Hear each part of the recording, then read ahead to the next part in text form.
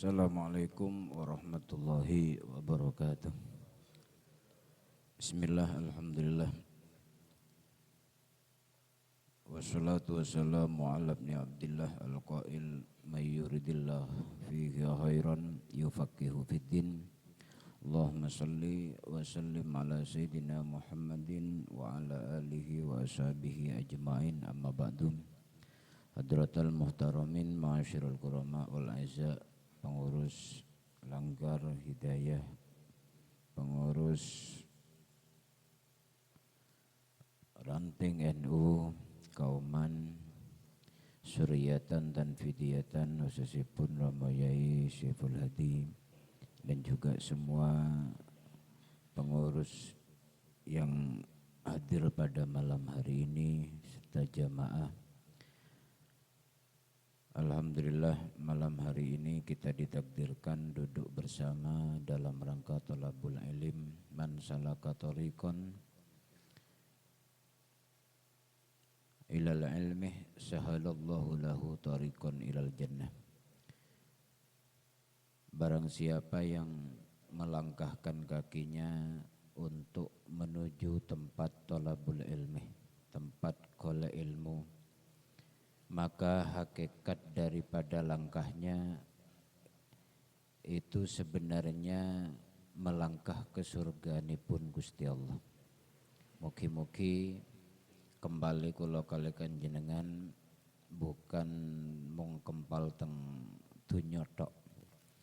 Mugi-mugi kembali malam hari ini dados wasilah lantaran sumben kempal teng surganipun Gusti Allah. Amin ya rabbal alamin.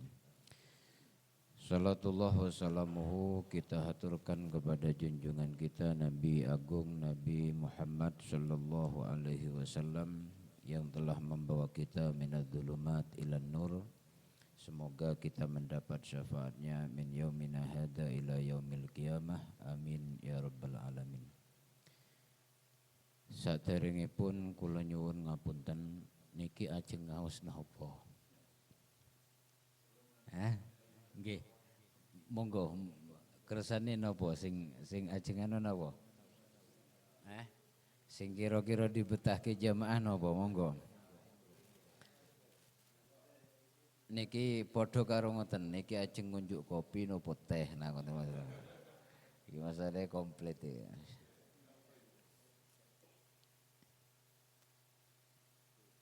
Kula manut.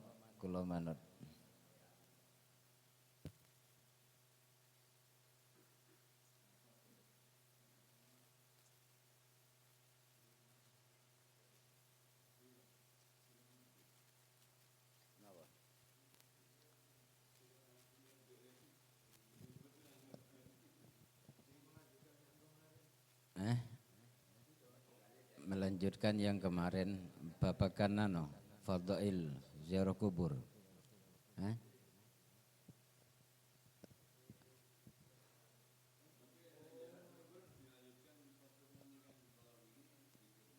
Nggih, mboten napa-napa.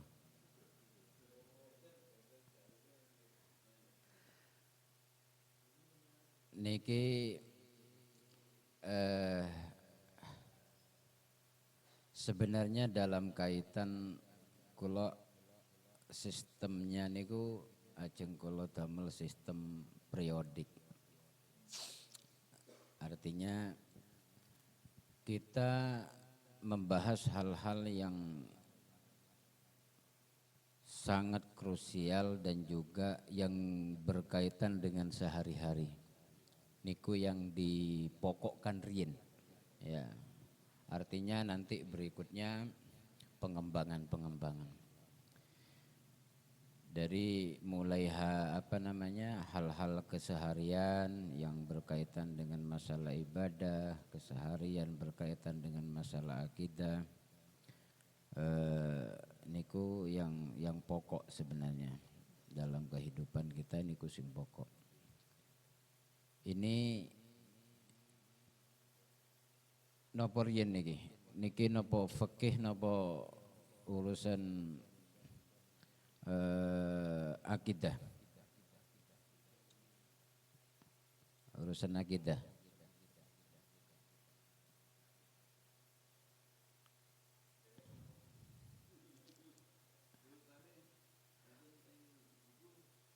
nggih akidah. Niki kula bekto kitab Bahasim Irsadus Sari. Kitab niki komplit.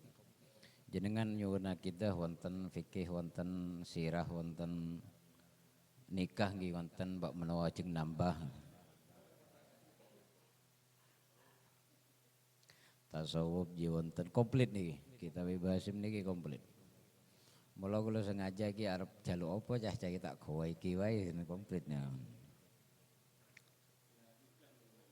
Yeah. Jadi ngoten nggih, di dalam kehidupan kita manusia itu akan menjalani kehidupan sesuai dengan ilmu dan keyakinannya masing-masing. Niku prinsip awal nggih. Manusia akan menjalani hidupnya sesuai dengan ilmu dan keyakinan masing-masing. Kalau ilmunya salah, pasti keyakinannya salah dan itu yang akan dilakukan. Pasti. Karena tidak mungkin seseorang akan melakukan sesuatu yang bertentangan dengan hati nurani, bertentangan dengan ilmunya. Oleh karenanya agama kita mengajarkan agama itu seseorang itu tergantung agama koncone. Artinya apa? Di dalam beragama kita itu menjalani agama kita itu sesuai dari ilmu yang kita dapat dari mana. Kita dapat dari siapa. Nah dari ilmu itu akan muncul suatu keyakinan, dari keyakinan akan muncul suatu tindakan. Makanya teorinya Imam Ghazali itu al-ilmu wal hal wal amal. Jadi pertama manusia itu dimasuki ilmu dulu otaknya, kemudian dari otak masuk ke hati itu jadi hal namanya. Hal itu suatu keadaan perasaan hati itu namanya hal. Kalau orang lagi sedih, lagi merengut-merengut, kon senyum ikhlas kuwi angel. Nggih mboten? Lagi padu karo bojone umpamane kon sumeh ngono kira-kira iso ora? Wangil, itu namanya hal. Jadi kondisi keadaan hati yang dapat mempengaruhi seseorang. Itu dari ilmu kemudian masuk ke hati itu jadi hal. Nah, ilmu dan hal inilah yang kemudian akan memaksimalkan suatu amal. Itu teorinya Imam Ghazali dalam Ihya, ya. Jadi amal itu tergantung satu ilmunya, yang kedua tergantung keadaan hatinya. Jenengan kok keadaan sumpek, kira-kira kon husuk niku angel. Ya. Masalah oke, pikiran kebek, atine sumpek, kon husuk angel. Karena itu mempengaruhi. Ya. Nah, kesadaran itu yang Imam Ghazali terapkan pertama kali dalam teorinya. Makanya amal itu tahan sih. Sehingga seseorang yang harus ditanamkan itu ilmu dulu, kemudian hal dulu. Makanya kenapa Rasulullah mengatakan al-alimul wahid khairum min alfi abidin jahil. Satu orang alim itu lebih baik daripada 1000 orang ahli ibadah yang bodoh.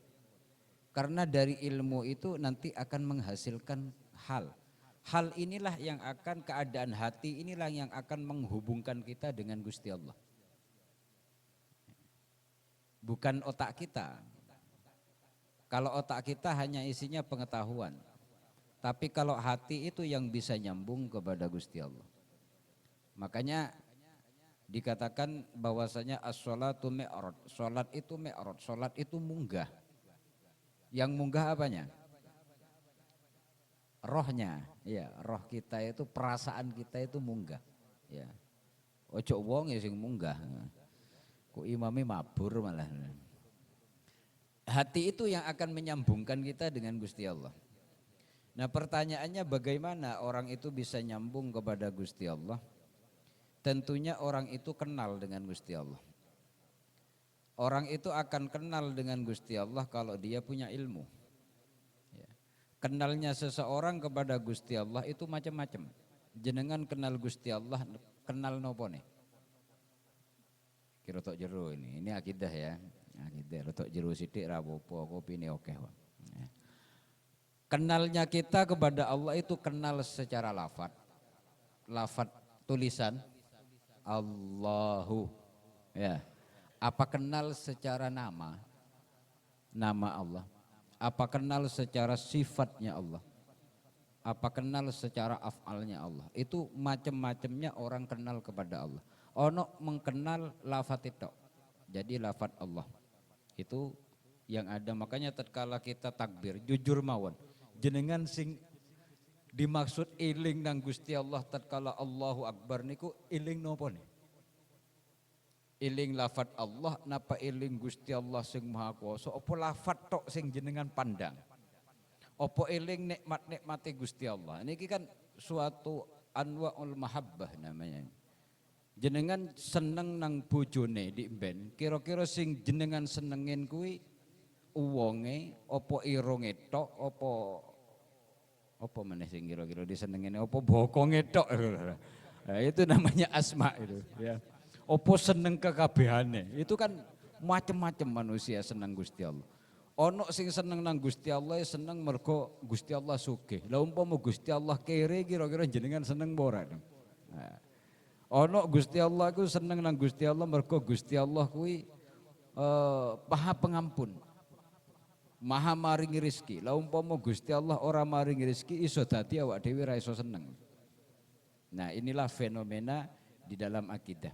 Oleh karenanya Bahasim di sini menjelaskan al-maqsudul awal fi bayani aqaidil Islam wa usulil ahkam. Pertama yang akan dibahas di dalam kitab ini yaitu tentang akidah Islam dan juga usul-usul daripada hukum. Awal wajibin alal mukallaf ma'rifatullah. Kewajiban pertama orang muslim itu yang wajib menjalankan hukum itu ma'rifatullah, yaitu makrifat kepada Allah. Mengetahui, mengenal. Makrifat itu apa? Bukan tahu, tapi kenal. Kowe kenal ngerti Jokowi ora? Oh ngerti. Ngerti Prabowo? Ngerti. Kenal ora? Ora. Podo karo tahu Gusti Allah, tahu. Kenal, kusik. Ini kewajiban pertama itu ma'rifatullah, jadi mengenal Allah. Ya, bukan hanya sekedar tahu, tapi kenal. Wahya antuk minabillah maujudun laisa bimakdum. Allah itu wujud. Dulu tatkala awal-awal Islam, sahabat bersama Rasulullah datang seorang laki-laki bersih pakaiannya, rambutnya rapi koyok diminyain begitu, tidak ada kesan-kesan daripada laki-laki itu datang dari jauh, bukan musafir. Kanal kambini resik, pakaiannya resik. Biasanya kalau dulu di Arab, wong teko adoh, kuwi klambine kotor, wonge letek. Kenapa? Karena padang pasir. Sing dilewati padang pasir tumpakane unta. Lah kalau sekarang adoh karo cedhak kira enek bedane. Lah tumpakane alpat. Nanti wong adoh karo wong cedhak wis enek bedane. Nah, ada seorang datang kepada Rasulullah, kemudian duduk di depan Rasulullah, kemudian dengkuli disendekke nang dengkuli Rasulullah, tangannya kemudian pegang pupunya Rasulullah. Sahabat tidak ada yang kenal. Iki sapa? Kok aku ra enek sing kenal? Tapi kok cedek banget karo Rasulullah, akrab banget. Ya, sampai megang pupu itu kan berarti orang akrab ya. Kalau lagi kenal masuk megang-megang itu kan tidak patut. Nah, ini ternyata laki-laki ini mengajarkan daripada Islam agama, bukan Islam. Agama itu dibangun dengan 3 fondamen. Ini agama kita, agama Islam itu bangunannya ada 3. Ini tidak boleh dilepas satu pun. Harus 3-3-nya itu harus komplit. Ini sesuai dengan manhajnya Imam Ghazali, al-ilm, wal-hal, wal-amal. Laki-laki ini bertanya tentang Islam. Kemudian Rasulullah mengatakan Islam itu syahadat, kemudian sholat, zakat, puasa. Islam. Ini pondasi pertama di dalam agama Islam. Iman, kemudian tanya tentang iman, Rasulullah jawab antuk minabillah wa malaikatih wa kutubih wa rusulih wa qadar syarrihi wa khairih. Ini iman. Islam dengan iman sudah beda. Islam itu kaitannya dengan otak kita. Ngerti hukum fikih, itu kan otak kita ya. Ngerti hukum Islam, belajar ini suci, ini ndak, caranya wudhu, itu pikiran kita. Kemudian kaitannya dengan sholat, itu Islam. Sholat itu adalah amaliyah dohir yang bisa dilihat dengan pandangan mata. Ya, orang sholat tonggone ngerti kabeh, keluargane ngerti. Zakat demikian juga, haji sak kampung ngerti kabeh. Itu amal sing ketok motok. Itu Islam. Karena kaitannya sholat, zakat, puasa. Kemudian bertanya tentang iman, antu'mina billah wa malaikatih wa kutubih. Kemudian pondasi kedua di dalam agama kita itu iman. Iman itu apa? Sesuatu yang berkaitan dengan hati, bukan otak. Karena kaitannya dengan Gusti Allah, dengan hal-hal yang gaib. Allah menurut kita tidak bisa dilihat, berarti gaib, batin. Itu kaitannya dengan iman. Kita tidak tahu, kita iman, istri kita, anak kita iman kepada Allah, kita tidak tahu hakikatnya. Cuman kita tahu buktinya tok, buktinya dia sholat, berarti iman. Tapi hakikat keimanannya kita kan tidak tahu. Iki jane bojoku iman bora, anakku iman bora. Karena iman itu kaitannya dengan hati. Itu pondasi pertama di dalam agama, kedua di dalam agama. Satu kaitannya dengan otak, yaitu amaliyah dengan mata, amaliyah dohir seperti sholat. Kemudian yang kedua kaitannya dengan iman, yaitu hati. Iman kepada Allah, Allah ya gaib. Maksudnya ndak ketok. Sebenarnya ndak gaib, cuman mergo awak dhewe ra ketok anggap gaib. Yang kedua iman kepada malaikat. Malaikat gaib pendan. Gaib. Ini gaib kabeh. Iman kepada Rasul. Rasul gaib pandai. Gaib sekarang. Ya, karena sudah tidak pernah ketemu kita. Ya mungkin mimpi, nah itu bukan melihat namanya, itu hanya mimpi. Iman kepada kitab Al-Quran. Kalau kertasnya tidak gaib, tapi hukum yang ada di dalamnya gaib. Kita tidak ngerti iman kepada Al-Quran banda. Karena yang dimaksud iman kepada Al-Quran, iman kepada tuntunannya, bukan kertasnya. Ya. Iman kepada qadha, iman pada hari, itu semuanya gaib. Itu pondasi kedua di dalam agama kita. Jadi kaitannya pertama dengan ilmu, otak kita, amaliyah dohir seperti sholat, zakat, haji. Kemudian kaitannya dengan iman, yaitu hati. Ini tidak ada yang tahu. Tidak ada yang tahu sudah urusan iman. Kemudian yang ketiga tanya tentang mal ihsan. Apa itu ihsan? Antak Buddha yaitu tentang masalah ihsan. In kunta fi sholah atau antak budallah ka'annaka taroh au ka'annahu yarok. Kau andaikan kau posisi ibadah, maka bayangkan kau melihat Allah, atau kalau tidak bisa posisikan dirimu dilihat Tuhan. Nah, ini bukan hati, bukan otak. Ihsan ini kaitannya. Ihsan itu hal. Kata Imam Ghazali, al-ilim wal hal. Hal itu perasaan. Ya, hal itu dalam istilah ihsan. Ihsan itu perasaan, bukan hati, bukan akal, tapi perasaan. Perasaan dipandang oleh Allah. Ngeroso diawasi oleh Allah. Kayak kita umpamanya ngeroso diawasi karo bojone, dipantau karo bojone. Kira-kira macam-macam ndak di luar. Ya, rawani neko-neko ya. Wah, jangan-jangan bojoku ngerti. Nah, ndak bisa. Merasa, perasaan itulah yang dimaksud dengan ihsan atau hal dalam metodenya Imam Ghazali. Seperti kita umpamanya ada dalam sebuah ruangan, kita kerja di ruangan itu, kemudian ada kamera di pojokan, monitornya ada di ruangannya bos lantai 7 umpamanya. Bos memantau kita lewat kamera itu. Kira kita kerja di ruangan itu berani macam-macam enggak? Enggak berani, kenapa? Sadar ono kamera. Nah, itu kan kamera itu membuat kita merasa diawasi oleh bos kita, ya. Nah, merasa diawasi oleh Allah. Ini kadang ya kumat-kumatan ya. Ya. Kadang pas merasa diawasi Allah ya macam-macam tenan. Kadang sok jenenge menungso ya. Kadang lalai, bukan lali, lalai. Ya. Lali ya. Tapi lalai itu suwe-suwe lali. Kenemenen. Kalau kita merasa diawasi oleh Allah, kita tidak mungkin macam-macam ada dimanapun. Sama dengan kita merasa diawasi oleh bos kita. Tidak mungkin kita macam-macam rokokan, main HP, kerja, tidak mungkin. Nah, ihsan atau hal seperti itu. Kemudian ada ungkapan dari Imam Ibnu Athaillah bahwasanya di dalam keadaan atau hal itu seseorang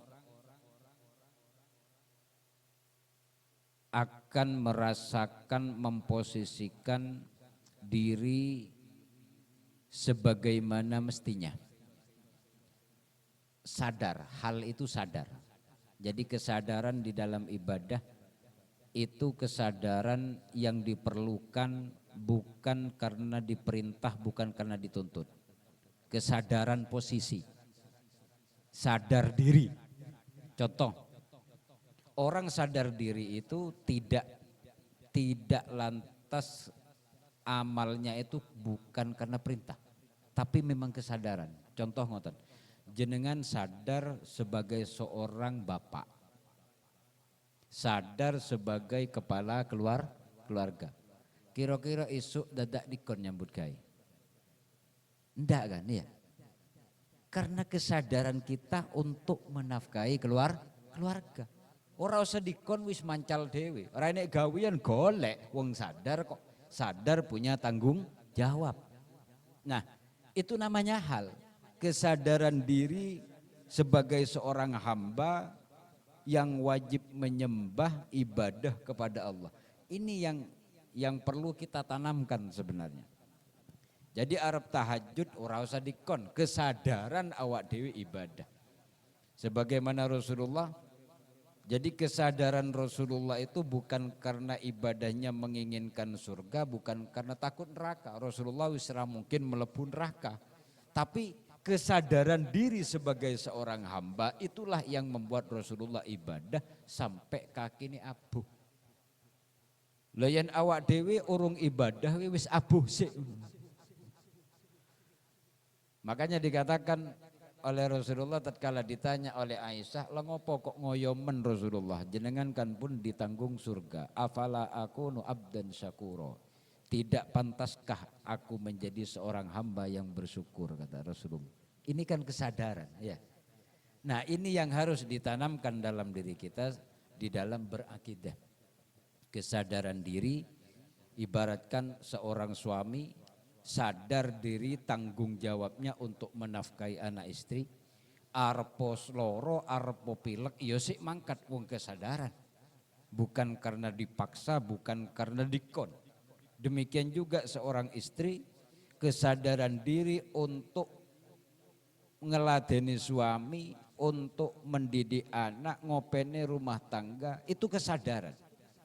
Nah, kesadaran itulah yang diperlukan di dalam kita beribadah kepada Allah. Kalau kita sudah sadar diri bahwasanya kita seorang hamba Allah, maka di situ tanpa dipaksa pun dan dalam kondisi apapun dalam ibadahnya namanya irtiwaul qalbi. Kalau di dalam hikam itu istilah irtiwaul qalbi. Irtiwaul qalbi itu apa? Nyaman. Hati ini legowo, nyaman. Itu namanya irtiwa. Itu menikmati makom kedudukan yang telah Allah tetapkan. Itu namanya irtiwa. Orang kalau melakukan suatu hal, pertama kesadaran diri dan kenyamanan sih. Kok andaikan orang itu tidak nyaman, nyupir umpamanya. Ndak sadar, ndak nyaman dirinya jadi supir, terus kon nyupir, kira-kira supirannya penak orang. Ora penak belas. Kenapa? Wis ra nyaman sih.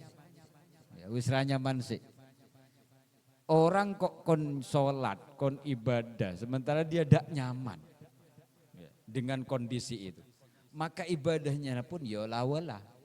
Sing penting sholat, sing penting mangkat, wis ngono. Karena kurangnya kesadaran. Sama orang petani. Petani itu tidak bersyukur dengan adanya posisinya tidak irtiwaul qalbi, hatinya tidak nyaman. Jangankan arep macul, garapane api, ndak mungkin. Kalau nyemplung sawah wis ngresulo, wah reget kabeh awakku ini. Lho lagi nyemplung sawah wis ngomong reget, lha piye sing arep garap? Ya, apa meneh garape, nyemplung tok wis ngresulo. Lah itu namanya irtiwa. Sama dengan kita sebagai seorang bapak, wah ra penak ternyata dadi wong lanang. Ngopo? Wis penake bengi tok awan rekoso. Itu namanya ndak irtiwa. Ya, ndak irtiwa. Makanya irtiwa itu suatu kenyamanan dalam ibadah, suatu kenyamanan dalam diri kita, nyaman di dalam posisi kita itu. Itu namanya irtiwaul qalbi. Itu sangat penting ditanamkan dalam diri kita. Dalam kajian tasawuf, kajian tauhid disebut hal. Ya, posisi di mana kita diperlukan untuk kenyamanan. Sama dengan umpamanya satu contoh begini, ada seseorang di dalam action umpamanya jadi di televisi jadi pemeran, ya, pemeran, umpamanya kayak jadi pemerannya bintang film kayak Kian Santang, kayak opo, jadi pemerannya Sunan Kalijogo umpamanya ya. Orang jadi pemeran itu kan harus melepaskan dirinya, kemudian masuk ke dalam jiwa orang yang digantikan perannya. Baru peran itu menjiwai. Ya, umpamanya saya disuruh acting jadi Sunan Kalijogo. Arab acting Sunan Kalijogo, sementara aku sih dadi asom, yo ora nyaman. Ya. Ini harus dilepaskan dulu, asomnya itu harus dibuang kemudian masuk di sana, baru aktingnya total. Kalau akting ndak total, sing delok ya ora nyaman, sing ngelakoni ya ora nyaman. Podo karo orang nyanyi. Orang kalau nyanyi menjiwai apa yang dinyanyikan, maka ungkapan suara itu akan berbeda. Wah, suarane kok fales ngono kaya ora penak. Berarti ndak menjiwai. Orang kalau menjiwa itu masuk ke dalam jiwanya orang-orang yang mendengar itu karena jiwa ke jiwa. Ya, lain, wah kok menjiwai banget. Ya kan beda ya. Menyanyi ini menjiwai banget. Jadi suaranya rapati api tapi menjiwainya yang luar biasa. Nah, di dalam kita ibadah kita kadang lupa akan hal ini. Penjiwaan sebagai seorang abdun, seorang hamba yang kutun delosor nengarepe Gusti Allah. Itu jiwa hamba. Hamba itu budak, itu seseorang yang tidak dibayar tapi dipekerjakan. Itu budak. Abdun itu ya budak. Kita itu budaknya Allah, hambanya Allah. Kok andaikan Gusti Allah orang ngeke opo-opo, jane ora apa-apa wong jenenge budak. Tapi kesadaran kita sebagai seorang hamba itu kurang total kadang. Ya, kurang total. Kenapa? Karena yang ada di dalam benak kita, Allah itu bukan Allah. Bukan kalimatullah, datullahnya yang ada di benak kita. Tapi kadang ar-razzaqnya yang lebih kita kenal. Ya.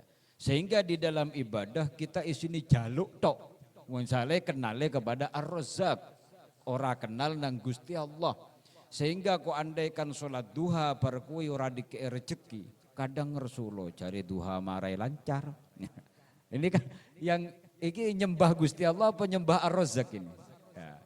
Nah, ini yang dimaksud daripada irtiwaul qalbi, kesadaran diri yang kita kenal itu siapa? Allah apa Ar-Razzaq? Kalau Ar-Razzaq itu namanya ma'rifatul asma, hanya kenal namanya Allah tok, ora kenal Gusti Allah. Iki suwe-suwe rada ruwet iki diteruske. Memang ngaji tauhid itu introspeksi, muhasabah, ya, muhasabah. Ya. Saiki kenapa kita harus melepaskan diri, umpamanya seorang bos, seorang jenderal, lepaskan jenderalnya tatkala sholat. Lepaskan bosnya terkala sholat. Posisikan diri hamba. Jangan memposisikan jenderal. direktur, jangan. Bermasalah nanti. Sholatnya akan bermasalah, ibadahnya akan bermasalah. Satu contoh begini, ada seorang bos, dia di perusahaan, ya, di perusahaannya jadi direktur. Terus dilalah moro nenggone morotuane, karo morotuane kon nyupir. Ya, kon nyupir nganterke loro mamane rumah sakit. Orang itu jangan pakai direkturnya nyupir. Ndak akan nyaman. Ya, mosok direktur kon nyupir, ya ndak boleh begitu. Lepaskan direkturnya, posisikan dia seorang mantu. Ya, untuk menghormati mertua, dereke periksa umpaman. Sifat karakter direkturnya itu harus dibuang. Atau seorang jenderal kok nyupir, umpaman, wah kok jenderal kok nyupir, ndak patut. Ya.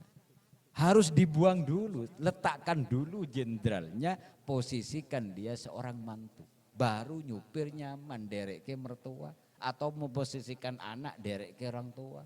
Memposisikan suami, derek ke istri. Nah, itu yang terpenting di dalam ibadah. Posisi itulah yang akan menentukan seseorang di dalam ibadahnya itu nyambung apa enggak. Nyaman apa enggak di dalam posisinya. Makanya Al-Imam Ali Zainal Abidin, ya, yang terkenal sering kita diceritakan, ya, terkenal sholat 1000 rakaat semalam. Ojo ditiru tapi, ya, insya Allah mungkin niru, ya. Beliau sholat 1000 rakaat itu bukan niat, enggak niat beliau itu. Aku engkau bengi sholat 1000 rakaat, enggak, bukan begitu. Itu bukan, itu target namanya. Orang ibadah itu enggak seperti itu. Ya. Kalau itu kan nyembah angka namanya, ya, nyembah angka, kudu sekian, itu enggak seperti itu ibadah. Ibadah itu adalah irtiwa, kenyamanan hati. Di saat Imam Ali Zainal Abidin itu sholat 2 rakaat, aslinya mau Arab sholat 2 rakaat, tapi dadi 1000 rakaat. Kenapa? Di saat dia sholat 2 rakaat, irtiwaul qalbi, hatinya nyaman. Terus ruku, sujud nyaman, ngerasakan nyaman, terus sampai salam ngerasakan nyaman. Orang kalau ngerasakan nyaman, podo karo nginum kopi nyaman, kira-kira mandek poran. Orang mandek dibaleni meneh. Orang sholat itu seperti itu. Imam Ali itu seperti itu. Karena ngerasa nyaman, akhirnya sholat meneh. Sholat meneh. 2 rakaat, soyo nyaman meneh. Akhirnya baru sholat meneh. Ngerasa luweh nyaman meneh. Sampai 1000 rakaat. Aslinya niati mau sholat 2 rakaat. Podo contoh kalau orang sudah ngerasakan nyaman, kira-kira ngelaleke gampang apa enggak? Enggak gampang. Contoh wong udut, sapa sing udut nang kene? Ndang kon mandek. Kon mandek. Ora mungkin iso. Kenapa? Wis ngrasake nyamane udut. Nah, itu namanya irtiwa. Coba wong sing ora tau udut kekno udut, ya ora penak. Karena ndak merasakan nyaman. Nah, itu yang dinamakan ibadah itu seperti itu. Merasakan nyamannya ibadah, menikmati. Ya, menikmati. Itu baru namanya hal, ya, keadaan hati, kesadaran diri, memposisikan diri. Ndak perlu orang yang ibadahnya kayak itu, ndak perlu ibadah banyak. Ndak perlu. Ya. Kalau sudah merasakan nikmat itu ibadah sithik itu ngalahke sing akeh. Apa meneh ibadahe oke. Nyaman tur oke. Itu saya ngalahke meneh. Makanya dikatakan la qalla amalun baraza min qalbin zahid, tidaklah dianggap sedikit amalnya seseorang yang dilakukan oleh seorang yang zuhud. Zuhud itu artinya orang yang lebih mencintai akhirat, lebih mencintai Allah daripada dunia. Orang yang amalnya kayak gitu walaupun sidik, itu dianggap oke kalau Gusti Allah. Makanya dulu ulama-ulama kalau baca sholawat, kalau sholawat naria berapa biasanya? 4000, 444. Ya. Itu kira-kira semalam kalau dewe rampung mana? Nganti kemeng boyo ya. Nganti kemeng. Ulama dulu itu begini. Ada ulama itu baca sholawat itu semalam mulai bar isya sampai subuh. Pisan tok maca sholawat. Jadi moco mulai isya rampungi subuh. Moco ini siji tok. Sholawat siji bukan 4.444. Jadi sholawat naria umpamanya. Allahumma sholli ala sayyidina Allahumma sholli wa sallim ala sayyidina Muhammadin ya. Allahumma sholli sholatannya.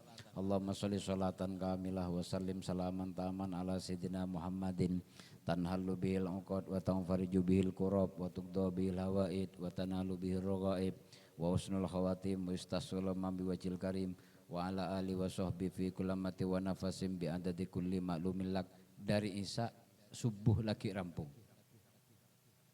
Mocone piye? Ya, mocone piye coba? Itu namanya la qalla amalun baraza min qalbin zahid. Jangan dianggap sithik pekerjaan amal yang dilakukan oleh seorang yang zahid, orang yang lebih mencintai Allah, lebih mencintai akhirat daripada dunia.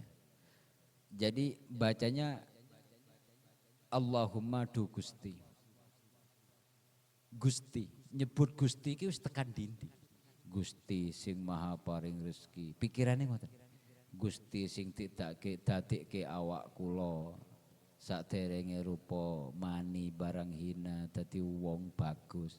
Gusti sing maringi mangan, Gusti sing maringi meripat iso nyawang. Ya, cewek sing ayu karo sing ora. Kabeh disebut nikmat-nikmat. Allahumma tok iki wis sak jam bunjul. Sholli kula aturi paring rahmat panjenengan Tuhan. Rahmati Gusti Allah sak pirang-pirang. Rahmat berupa kesehatan, rahmat berupa kenikmatan, rahmat berupa anak. Wabeh. Jadi moco ki wis moco selawat, moco Allahumma sholli ki wis tekan sak dunya. Nikmat sing moco nikmati Gusti Allah.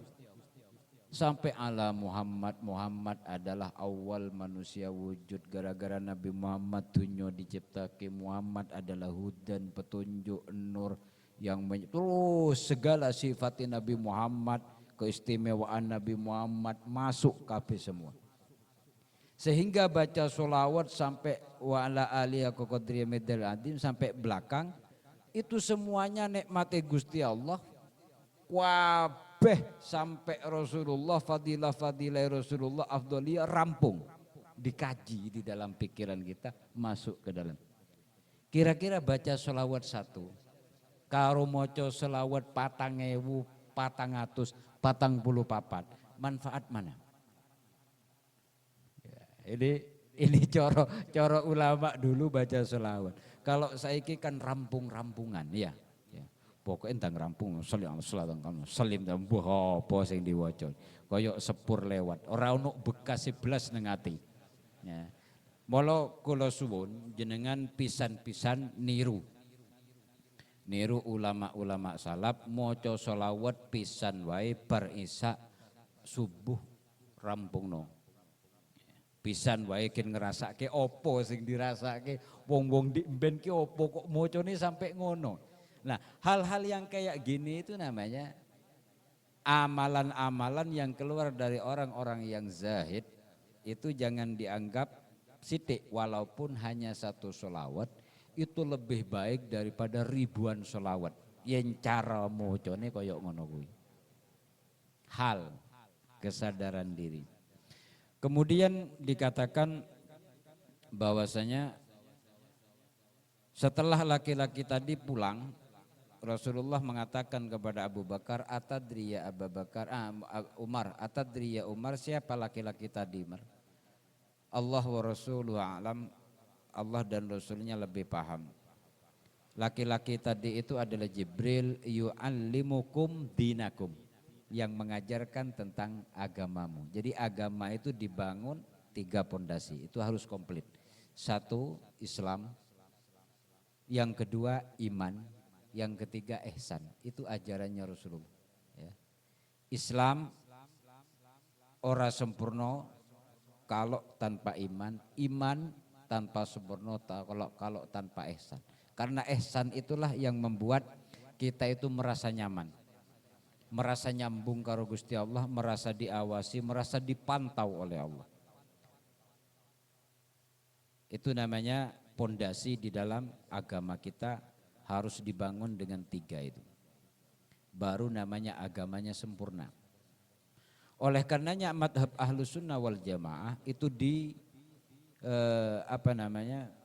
didasari yang pertama dengan fikih. Fikih itu kaitannya dengan Islam. Yaitu belajar sholat, belajar zakat, belajar manasik haji, bab siyam, wudu, segala macam, itu fikih. Nah di dalam Islam fikihnya sudah jelas Ahlus Sunnah wal Jamaah khususnya An-Nahdiyah kalau di Indonesia itu mengikuti daripada madhab yang 4 salah satu. Imam Syafi'i, Imam Malik, Imam Hambali dan juga Imam Abu Hanifah. Itu babakan fikih. Kemudian itu Islamnya. Jadi metode manhajnya di dalam kita berislam, kita mengikuti syariatnya mengacu kepada 4 madhab. Kemudian yang kedua yaitu tentang akidah ini. Akidah kita di dalam Ahlus Sunnah wal Jamaah yaitu Imam Maturidi, Imam Al-Asy'ari dan juga Imam Maturidi. Ini babakan tauhid, babakan keimanan kepada Allah, babakan sifat-sifatnya Allah, asma-asmanya Allah, dan juga tentang masalah ketauhidan kepada Allah. Tauhid itu gampang, kalau kita ngomongin tauhid itu gampang. Mari kita bertauhid kepada Allah, jangan berbuat syirik kepada Allah, penak. Tapi coba jenengan ngaji kitab tauhid, baik itu Aqidatul Awam atau kitab Ad-Dasuki karangannya Syekh Ibrahim Ad-Dasuki. Baru kita akan paham bagaimana orang itu bertauhid kepada Allah. Kalau belum ngaji kitab-kitab tauhid yang dirumuskan oleh Imam Al-Asy'ari dan Maturidi, maka orang itu masih belum sempurna ketauhidannya. Tak kasih contoh begini. Ini bab tauhid nih, bab akidah.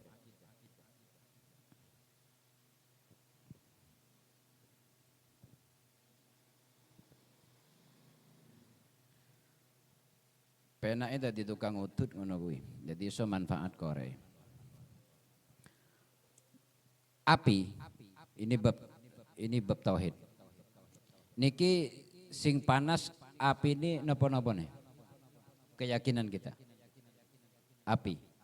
Ini ada 3 bab ini. Bab api tok ini urusan tauhid. Sing bakar niki api, opo kekuatan yang panas yang diberikan oleh Allah kepada api atau yang membakar itu Allah. Ini bab api tok. Ini bab tauhid. Coba sing biasa takok tauhid, coba saya tanya. Ini yang membakar api atau kekuatan panas yang diberikan oleh Allah kepada api atau Allah yang membakar? Coba jawab. Sing biasa takok tauhid, tak nyoba tauhid kaya apa? Hah? Allah yang membakar. Kok butuh fasilitas kalau Allah yang membakar? Apakah Allah tidak mampu membakar tanpa fasilitas? Tanpa fasilitas korek, tanpa media korek?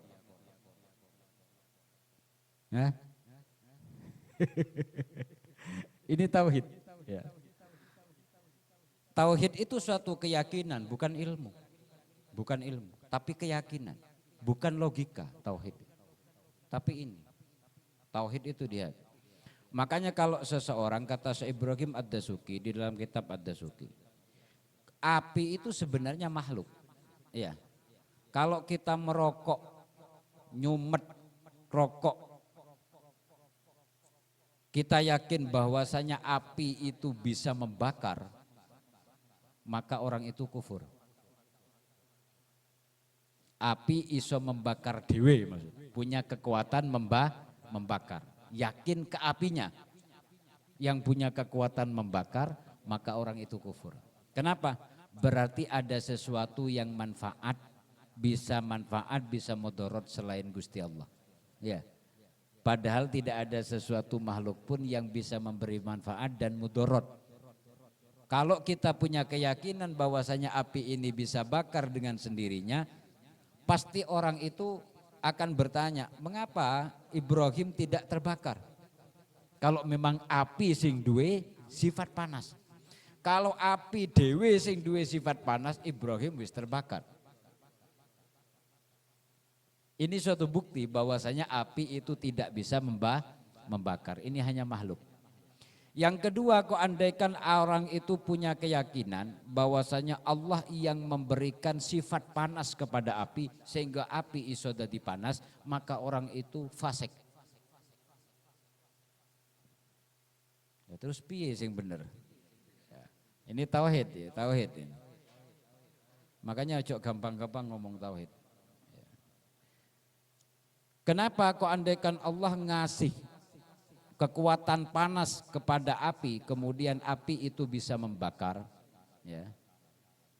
Ini berarti Allah masih membutuhkan media untuk melaksanakan daripada kudratnya. Makanya orang itu dikatakan fasik. Nah, kemudian yang benar apa? Yang benar yang membakar itu adalah Allah. Allah bisa membakar tanpa korek api. Tetapi Allah tidak lakukan itu karena Allah itu tidak akan menulayani hukum alam. Ya.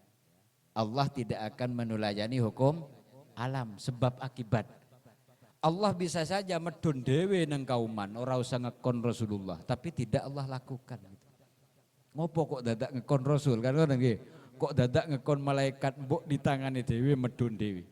Kira-kira Allah iso apa ora gawe sugih seseorang tanpa kerja? Iso, tapi Allah ndak bakal lakukan itu. Kenapa? Karena itu menyalahi adat. Menyalahi hukum alam. Nah, Allah membuat tatanan di dalam alam ini, makanya ada syariat.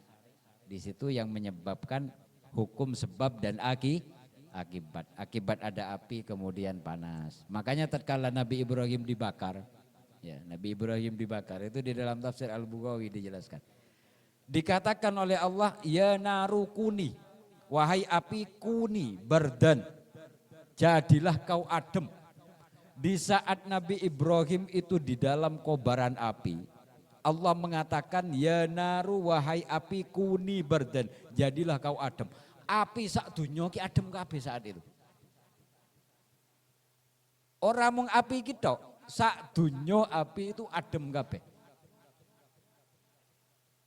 Untung awak dhewe ra menangi pas kuwi ya apa arep ngerokok pas Nabi Ibrahim diobong ora iso-iso. Ya. Untungnya Allah itu ndak berhenti sampai ayat itu. Kuni ya naru kuni bardan wasalaman ala Ibrahim, dan memberi keselamatan kepada Ibrahim. Baru setelah Allah mengatakan wasalaman ala Ibrahim, geni liyane kuwi panas meneh. Kecuali geni sing untuk membakar Ibrahim sing adem. Makanya ayat itu kok andaikan berhenti sampai ya narukuni bardan, geni sampai saya kira iso digunakake. Karena tadi adem. Dan setelah Allah melanjutkan daripada wasalaman ala Ibrahim, berarti yang dimaksud geni sing dinggo ngobong Ibrahim tok sing kon adem.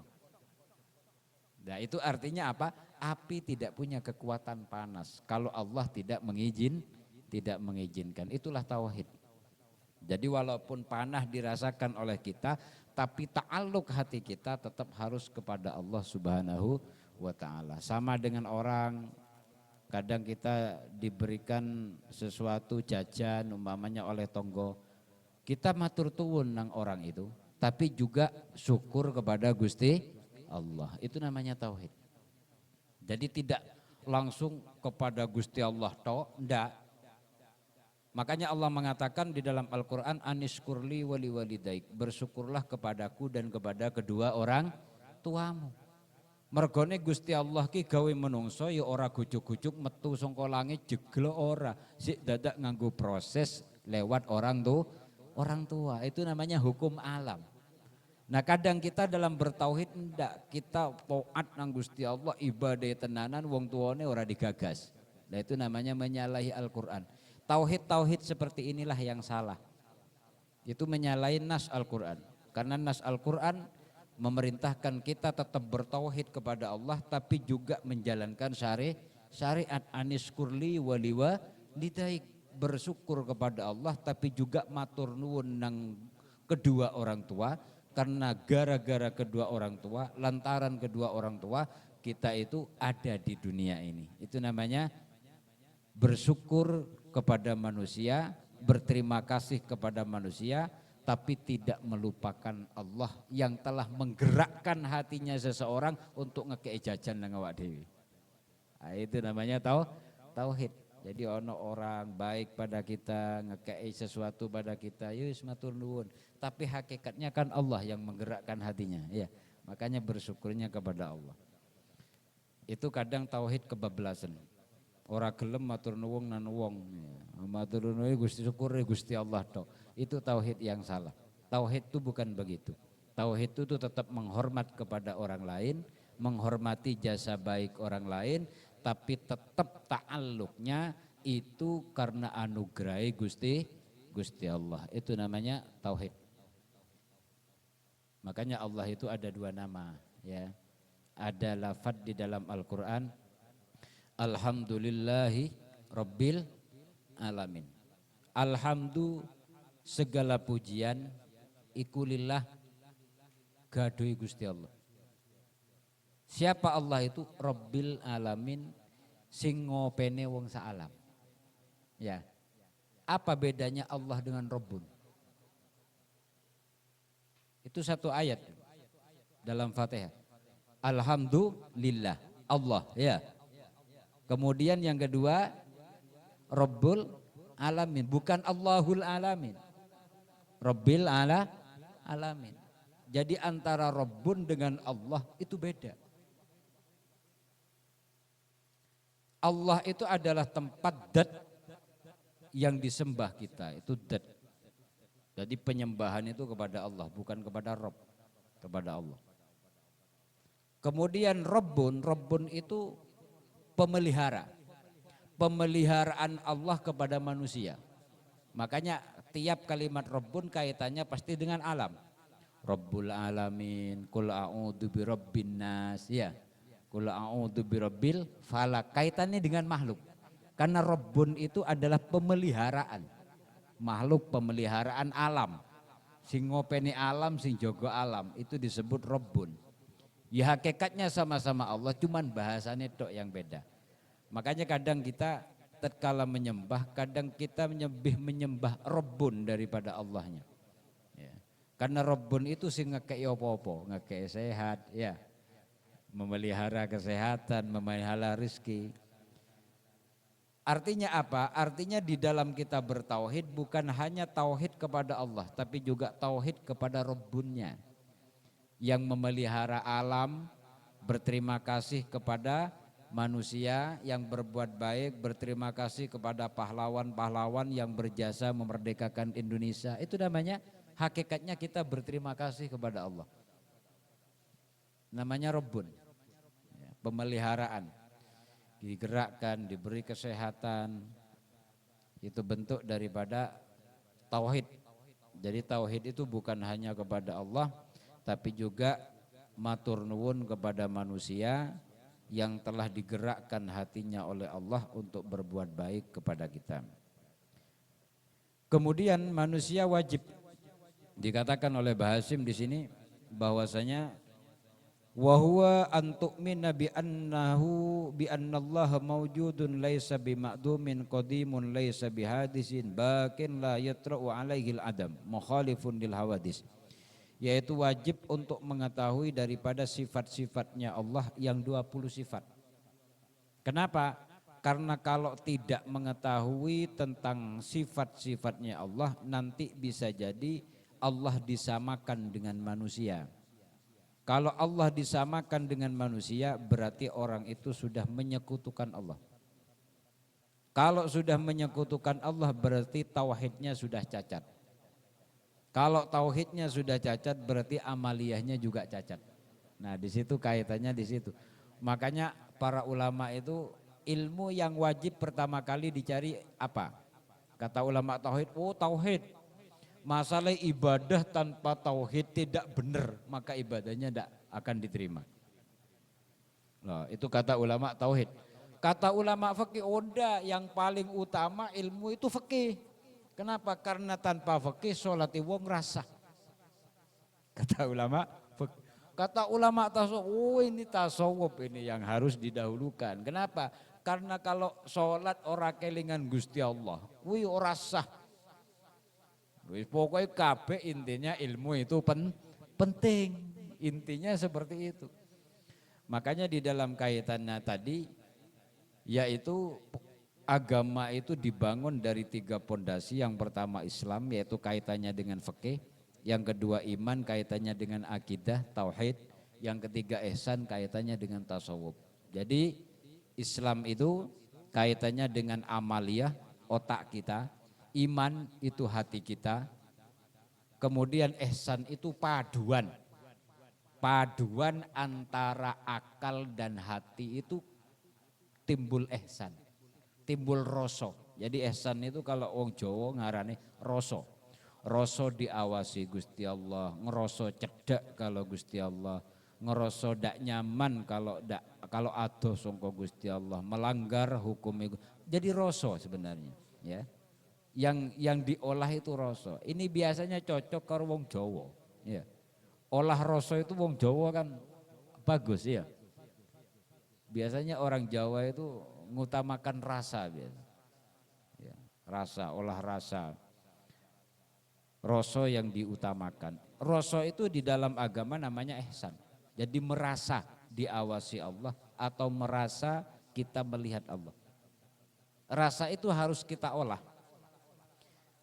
Karena tatkala kita merasa diawasi oleh Allah, kita tidak mungkin neko-neko. Tatkala kita merasa kita itu dibutuhkan, dipanggil oleh Allah, merasa Gusti Allah manggil kita, kita akan segera untuk mangkat. Kenapa? Karena merasa. Contoh jenengan umpamanya sesuk minggu diundang oleh presiden. Kira-kira banyak alasan tidak mangkat pun. Ya. Wah ketok ya arep repote kaya apa seleh kesik ya. Seleh kesik lah wong presiden sing ngundang. Karena merasa penting kalau diundang presiden. Lah saiki sing ngundang Gusti Allah. Merasa ra penting. Ini kan bedanya cuma rasa ya. Ngerasa ndak penting. Diundang Gusti Allah itu ndak penting. Sehingga ora patek gateki. Itu kan hanya perbedaan rasa sebenarnya. Merasa penting dan merasa tidak penting. Rasa itu yang harus kita olah. Makanya di sini pentingnya mengenal sifat-sifatnya Allah. Wujud, qidam, baqo sampai ke belakang itu kita menanamkan daripada tauhid dan akidah kita. Wujud bi annallaha maujudun laisa bimakdumin. Allah itu wujud. Makanya tatkala Allah itu wujud berarti sesuatu yang wujud di alam ini karena ada yang wujud, karena ada yang mewujudkan. Tidak ada sesuatu itu ada dengan sendirinya. Ya, pasti alam itu diwujudkan oleh zat yang wujud. Kita tatkala melihat pesawat atau melihat kapal sing gede, sing apik, pasti kita akan terbersit pemikiran sing gawe iki sapa. Tatkala kita melihat kecanggihan elektronik sekarang, wah sing gawe iki pintere kaya apa. Langsung kita mengarah kepada sing gawe. Ya. Apa mungkin alam yang sedemikian besarnya itu kita berpikir wujud dengan sendirinya? Wong pesawat wae pasti ono sing gawe apa meneh alam. Keyakinan itu harus kita tanamkan. Ini namanya akidah. Sehingga tatkala ada yang gawe, ada yang menciptakan, maka pasti ada yang memelihara. Makanya nikmat di dalam Islam itu ada 2. Yang pertama nikmatul ijad, nikmat wujudnya manusia ke dunia. Itu fadl. Fadl itu apa? Fadl itu anugerah yang tanpa dipinta. Itu namanya fadl. Makanya kita sering lihat di mobil-mobil ini hada min fadli Robbi. Itu salah. Salah. Bukan tempatnya. Fadl itu sesuatu yang tidak bisa dipinta. Itu namanya fadl. Contoh jenengan lahir nang dunya diimben diminta orang. Ora kucuk-kucuk brodol. Minta lanang apa wedok? Ndak kan ya? Itu anugerah Gusti Allah dadi ki wong lanang. Wis langsung itu namanya fadl. Kita juga ndak minta dadi umat Nabi Muhammad, tapi karo Gusti Allah ditakdir umat dadi umatnya Nabi Muhammad. Itu namanya fadl. Coba bayangkan kok andaikan kita jadi umatnya Nabi Adam. Pirang ewu tahun awak dhewe nang kuburan ya. Kesuwen nang kono geledak nang kono leyeh-leyeh nganti kesel kabeh awake. Padahal nang kono renek wedangan barang. Berapa puluh ribu tahun ngenteni. Lah kita bersyukur jadi umat Nabi Muhammad. Itu namanya fadl. Sesuatu yang diberikan oleh Allah tanpa dipinta. Kalau sesuatu yang dipinta kemudian dikasih itu bukan fadl namanya, tapi rahmat atau nikmat. Ya. Makanya kurang pas kok andaikan mobil ditulis hada min fadli Robbi. Kudu nih bato sing ditulis hada min fadli Robbi. Orang mobil. Kenapa? Karena sesuatu yang dipinta itu tidak boleh dikatakan fadlun. Ya. Kemudian nikmat yang kedua yaitu nikmat imdad. Yang pertama nikmat ijad, diwujudkannya manusia ke dunia tanpa dipinta oleh kita. Kemudian yang kedua nikmatul imdad, nikmat keberlangsungan. Nah ini yang menjadi pembahasan panjang. Nikmat imdad itu nikmat keberlangsungan manusia. Allah menciptakan alam, Allah menciptakan manusia agar manusia itu menjadikan alam itu fasilitas. Ya, wan nahara ma'asya. Jadi siang itu dijadikan kon golek ma'isyah. Kon nyambut gawe, usaha, golek nafkah. Wal laili sakanan, malam itu untuk istirahat. Tapi wong NU biasanya kualik. Malam belayang sok turu. Wis ora cocok karo Al-Qur'an. Semberawut ra cetha. Itu namanya nikmat imdad. Jadi nikmat keberlangsungan. Allah menciptakan makhluk kemudian oleh Allah dijadikan fasilitas. Apa fasilitasnya? Alam. Yang punya sawah, garap sawah, yang punya toko, jaga toko, yang punya usaha. Itu namanya fasilitas dari Allah untuk memenuhi keberlangsungan hidupnya. Makanya ada yang elek, ono sing bagus, ono sing pinter, ono sing bodoh, ono sing sugih, ono sing ora. Itu hukum alam. Makanya Indonesia jangan berharap pemerataan sugih kabeh. Ojo berharap nanti kiamat ra mungkin iso. Lah kenapa? Karena di dalam Al-Qur'an ono mustahiquz zakat ya. Ono sing berhak zakat, ono sing wajib zakat. Lah iki Al-Qur'an ndak mlaku ini kalau sugih kabeh. Ya. Ndak mlaku Qur'an ini. Ini sudah fitrah ini Al-Qur'an. Ndak bisa ditentang kok diratakan dadi muzaki kabeh. Lah terus sing arep nampa zakat sapa? Sekarang sugih kabeh dadi bos kabeh. Jadi sing arep nyambut gawe sapa? Macet printing. Macet konveksi kabeh. Lha sapa sing arep nyambut gawe ning pabrik? Wong bos kok. Apa ora macet pabrik? Sawah macet kabeh ra enek tanduran. Lha sing arep bajak sawah sapa? Wong bos kabeh. Ya, ini hukum alam. Itu namanya nikmatul imdad. Nikmat keberlangsungan Allah, keberlangsungan dari Allah fasilitas kepada manusia, makanya faddala ba'duhum ba'da. Itu sudah paten dalam Al-Qur'an.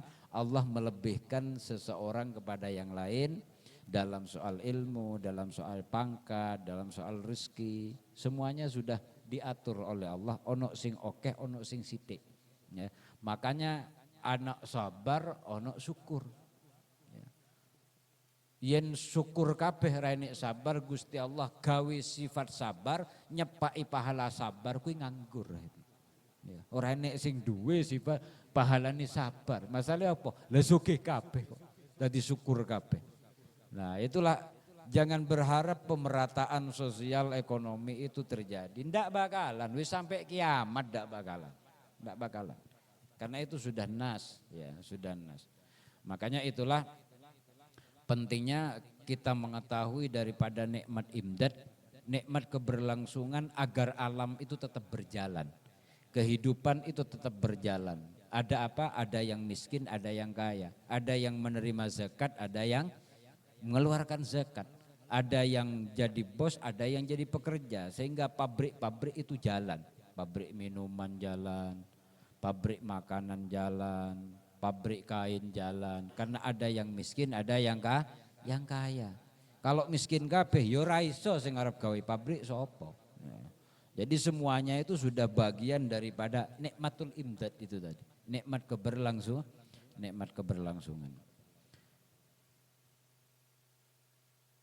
Kemudian wala yahtad qaimun binafsih la yahtad ila mahal. Demikian juga kita wajib mengetahui sifat yang muhal bagi Allah.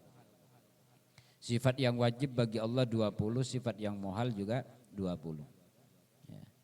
Jadi yang muhal apa? Kalau wujud Allah wajib wujud, wajib ada berarti muhal, itu berarti Allah tidak ada, itu muhal. Allah kidam berarti dikatakan Allah hudus, anyar itu namanya anyar itu muhal. Jadi kewalian. Dan sifat-sifat itulah yang harus ditanamkan dalam diri kita karena itu awal daripada ma'rifatullah, mengenal Allah. Sama kayak kita itu mengenal seseorang. Dek piye? Wonge piye? Oh, aljud lumo banget wong. Apian banget. Itu kan untuk mengenal seseorang kan ya. Wonge piye? Wah, wonge nyenengke, sumeh, ramah, penyayang, penolong, wonge seneng. Sumeh pada orang lain, kerap ya. Itu kan sifat. Kalau kita sudah mengenal sifat-sifatnya, Arab nyedak tidak wedi. Kenapa? Karena terkenal ramah, terkenal pemaaf, terkenal sumeh, terkenal kerap ya. Nah baru kita setelah mengenal sifatnya itu akan timbul kedekatan, rasa nyaman karena ada persamaan sifat, yaitu saling menghormati dengan orang itu, saling menyayangi, saling bantu membantu, ada persamaan sifat yang kita kenal. Nah Allah itu juga seperti itu. Jadi mengenal Allah lebih dekat itu para ma'rifatullah, para auliaullah itu, yaitu dengan pertama mempelajari daripada sifat-sifatnya Allah. Allah itu maha pengampun, ghafur, ampunannya Allah itu mutlak, tidak ada batasan. Yen ampunane menungso kan beda ya. Hanya beberapa kali gawe dosa, gawe salah wis dicoret yen menungso. Yen Gusti Allah ora nyoretan ya. Umpama Gusti Allah nyoretan kaya awak dhewe iki cilaka makhluk. Ora nek wong sempat tobat dicoret. Ora sempat tobat dicoret. Nah Allah itu ghafur. Ghafur itu apa? Okeh ngepurone. Okeh ngepurone. Menungso sedina salah ping 3 wis dicoret entek-entekan. Gusti Allah awak dhewe salah ping 10 pendak dina ki aman. Si aman. Itu namanya ghafur. Nah, tatkala kita mengenal sifatnya Allah koyok ngono, kita itu nyaman karo Gusti Allah. Ya. Oh, Gusti Allah itu penyayang banget. Awak dhewe salah ping pirang-pirang isik dimaafin. Tapi ojo kemanjan, ya. Ojo kemanjan. Ora apa-apa gawe salah. Lha ngapa? Gusti Allah ki pemaaf. Ora ngono kuwi aturane. Ora ngono kuwi. Iki koyok dialog. Saya pernah baca kitab. Itu di dalam kalau tidak salah Risalah Qusyairiyah. Jadi Abu Yazid Al-Bustami itu munajat kepada Allah. Jadi berbicara dengan Gusti Allah dalam munajatnya. Kalau Gusti Allah ke Abu Yazid itu dibuka aib. Aib Abu Yazid dibuka. Zid bahasanya awak dewe ya. Zid kuwi ora usah kemaki. Ora usah sok suci. Kowe iki kotor. Aibmu ki yen tak buka, kabeh wong ki ra enek sing mulyake kowe. Pengen tak buka apa piye? Duh ampun Gusti. Jenengan kan maha setar, maha menutupi aurat, maha menutupi aib. Yen jenengan arep buka aib kula njajeng buka aib jenengan. Loh, apa aibku? jenengan niku maha ghafur, maha pengepuro, jenengan niku maha penyayang nang makhluke kok andekan menungso kabeh gawe dosa kecilik sampai tuwek arep mati tobat jenengan tompo tobate saking sayangi jenengan. Contohe ngoten. Anak wong tua nang anak gawe salah ping pirang-pirang. Wong tua sih tetap memaafkan mboten? Tetap memaafkan. Salah wis ping pirang-pirang. Bahkan sampai dilarani ki wong tua sih tetap memaafkan. Padahal kasih sayang Allah lebih daripada kasih sayangnya orang tua kepada anak. Itu namanya ghafur. Nah, Abu Yazid ngancam nang Gusti Allah. Yen jenengan buka aib kula tak buka aib jenengan. Lho apa aib? Jenengan niku maha pengampun. Yen umpama makhluk niku kabeh nang alam dunya itu ngerti hakikat ampunane jenengan. Sing pun dicepake nang wong-wong sing gawe dosa.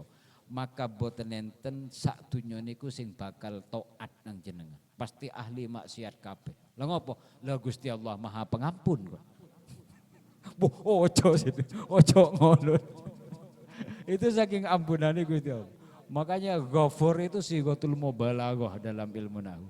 Sangat-sangat pengampunnya. Nah, kita mengenal sifat-sifat Allah yang seperti itu akan merasa nyaman dalam ibadah kita. Jadi walaupun kita bermaksiat kepada Allah, tidak membuat maksiat kita itu down. Wah, aku wis gawe maksiat ngono, aku wis ra duwe harapan. Enggak. Artinya maksiat itu bukan membuat kita down di dalam harapan kita kepada Allah, tapi maksiat itu dijadikan pijakan untuk kita balik bertaubat kepada Allah. Jadi itulah natijah hikmah daripada ghafurnya Allah.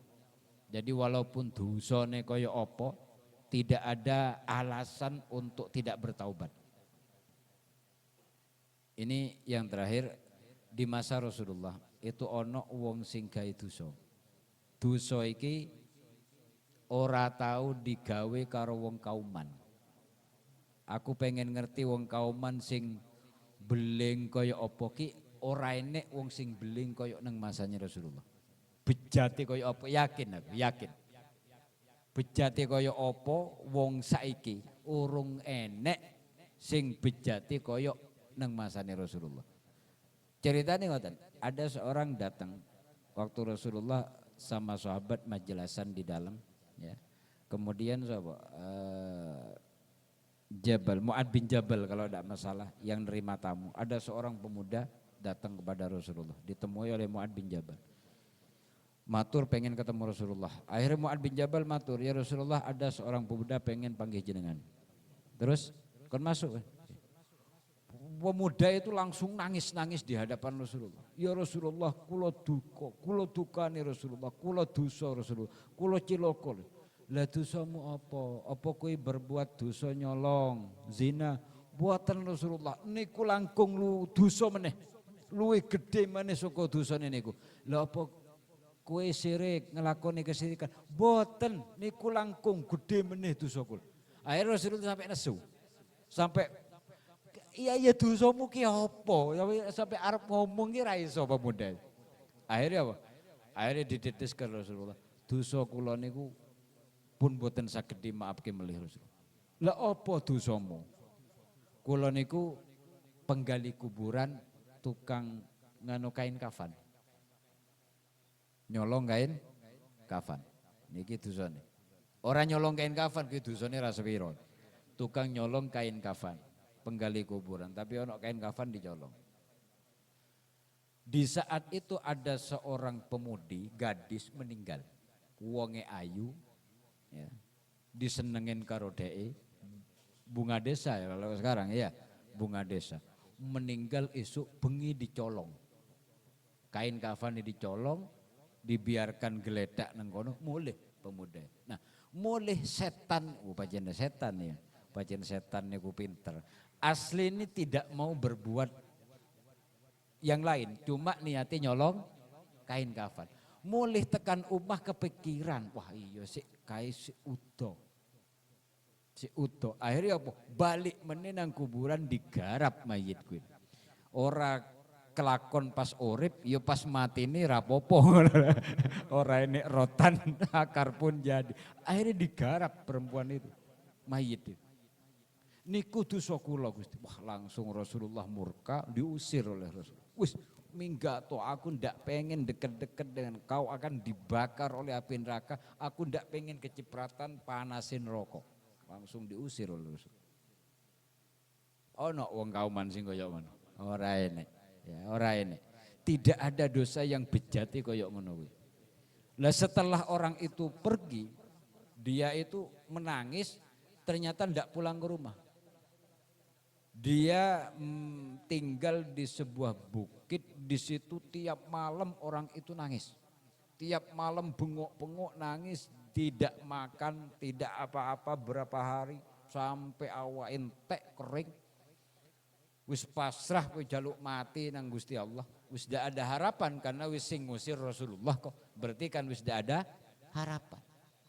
Nah, setelah beberapa lama kemudian orang itu sudah entek, tenagane entek, awak entek, bengok-bengok malam nangis sampai meripati, sampai apa? Sampai kayak karep ucul. Nah, kemudian Rasulullah mendapat wahyu. Mendapat wahyu dari Allah, ditegur Rasulullah. Rasulullah diseneni karo Gusti Allah. Gara-gara apa? Ngusir pemuda yang menyetubuhi mayit itu. Ayat yang turun itu berkaitan dengan itu apa bunyi ayatnya. Pokoknya maknanya begini, seseorang datang kepadamu kemudian summa ja'aka fayastaghfirullah, Allah datang kepadamu kemudian kamu mengampuni, Allah pun akan mengampuni. Itu ayatnya, mudah hafal. Ini resiko nih wong ra hafal Quran. Nah. Akhirnya ayat itu menjadi teguran pada Rasulullah. Kemudian karena ditegur diseneni Gusti Allah, karo Rasulullah dikon golek pemuda ini. Entang golek ono pemuda ini. Jadi ngutus beberapa sahabat kon golekin ning dindi, kemudian ada seorang pengembala takok. Ada orang pemuda ciri-cirinya kayak ini ndak di sini? Udah ada. Belas ndak ada orang asing. Oh, ada. Di atas gunung itu, bukit itu ada orang bengok-bengok pendak malam. Coba kau tiriin itu, mungkin itu orangnya. Wah, itu parah nih kalau sahabat, ternyata bener. Uangnya wis entek, awake wis pirang-pirang dino ramangan, nangis tok, nyesal, kemudian digawa nang hadapan Rasulullah. Nyampe di hadapan Rasulullah kan. Gawon rene kowe wong iki. Gawon rene. Kowe goro-goro kuwi aku diseneni Gusti Allah. Jadi Rasulullah kira tahu di senene Gusti Allah kejaba ngusir pendosa itu. Ngendusir wong sing ahli kejahatan. Ora tahu Rasulullah mergo wong apik di senene ora, malah di senene Gusti Allah gara-gara wong elek. Kuwi sing marai aku di senene karo Gusti Allah. Akhirnya dipanggil dan dikabari oleh Rasulullah bahwasanya malaikat Jibril datang membawa wahyu bahwasanya Allah telah mengampuni pemuda itu. Akhirnya pemuda itu sujud syukur, matur nuwun nang Rasulullah, kemudian dia bertobat. Ini suatu contoh kecil bahwasanya apapun dosa dalam akidah kita Ahlussunnah wal Jamaah, jangan sampai membuat hati kita itu down, putus asa dari rahmati Allah. Jangan sampai. Ini kenapa saya ceritakan ini? Karena saya yakin orang ini pendosa ahli zina sing sampai nyetubui mayit ki ora ini. Pasti wong urip iso obah, ya. Warpo bejat kaya apa pasti sing musuhi sing iso obah ngono. Lah iki nemen tapi masih diampuni oleh Allah. Yaitulah sifat ghafurnya Allah, Maha Pengampunnya Allah. Jadi akidah Ahlussunnah wal Jamaah tidak sebagaimana akidah yang lain. Kalau akidah-akidah lain pokoknya dosa kafir. Ya, kalau iman dia tidak mungkin berbuat dosa, itu alasannya. Ya, pokoknya gawe dosa wis dianggap kafir, wis keluar dari Islam. Ya. Ndak sholat wis dianggap kafir, keluar dari Islam. Kalau akidah Ahlussunnah ndak, dia tetap Islam cuman berdosa. Jadi bisa taubat, orang kudu masuk Islam lagi, cukup dia bertaubat dari dosanya. Demikian juga orang Islam tapi tidak sholat. Akidah Ahlus Sunnah wal Jamaah harus punya keyakinan dia itu tetap Islam, tapi Islam yang berdosa karena tidak sholat. Tetapi ada beberapa akidah aliran-aliran kalau tidak sholat berarti sudah kafir. Sehingga banyak ini yang terjadi di Sulu, kalau mati orang itu Islam tapi tidak sholat, tidak mau nyolatin. Alasannya kenapa? Tidak sholat. Padahal dia sudah Islam, cuman tidak sholat. Nah, akidah Ahlus Sunnah wal Jamaah ini bedanya. Tetap dia disolatin karena sudah syahadat. Masalah dia tidak sholat itu urusan DE karo Gusti Allah. Urusan kewajiban kita sebagai sesama muslim, karena itu orang Islam sudah bersyahadat, ketang pas akad nikah diimben. Pas ijab kabul lah. Kalau nak syahadat ya. Nah, ketang kuitok itu sudah muslim. Jadi tidak sholat itu tidak lantas mengeluarkan dia dari Islam, enggak. Hanya dia berdosa. Makanya akidah Ahlus Sunnah. Kalau saya tanya pada teman-teman, ciri-cirinya akidah Ahlus Sunnah itu apa? Ciri-cirinya wong NU, akidah tahlilan, yasin. Itu bukan akidah, itu amaliyah namanya. Bukan akidah, urusan kayak gini. Itu namanya akidah. Jadi akidah Ahlus Sunnah wal Jamaah, orang muslim sudah syahadat, tidak sholat, dia tidak keluar dari Islam. Tapi dia orang Islam yang berdosa.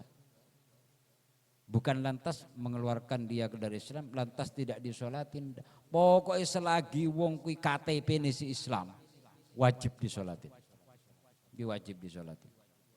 Ya. Itu akidah Ahlus Sunnah wal Jamaah. Makanya saya pengen juga mengetahui beberapa hal kaitannya dengan masalah akidah, yaitu tentang masalah firqah.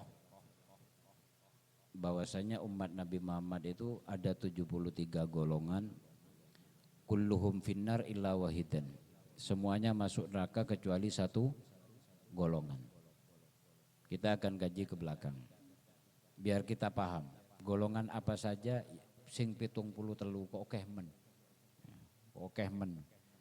Nah, si Cidok is momet ra paham akidah Ahlus Sunnah kok tambah 73 saya judek. Ya, saya judek ya.